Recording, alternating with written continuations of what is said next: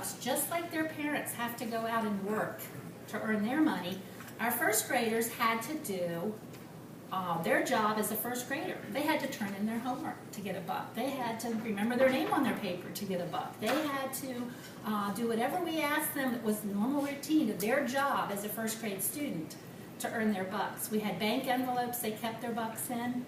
And then the fun part was we had this poster, and they had to earn enough bucks for their needs. Now, what are your needs for an ice cream sundae? You have to have a bowl, you have to have a spoon, and you have to have at least 1 scoop of ice cream.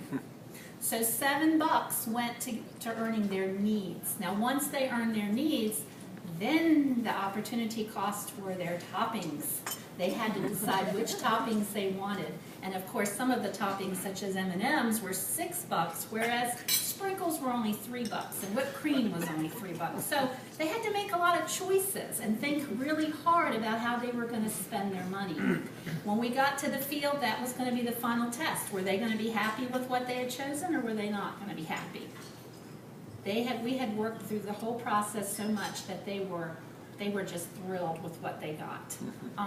And they really realized as they spent their bucks at the concession stand that this is what they had worked so hard for. And they really made that connection.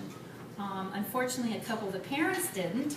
We had one parent that came up and said, well, you have M&Ms left, and my child didn't get those, but can they get those now? No, they didn't earn those.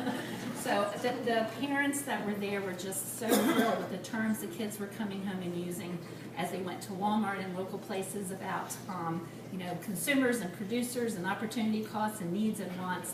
And it was a lifelong lesson for them. And I think that the way we knew that we had been successful was those kids, as we got on the bus, said this was the best day we've ever had in our whole life.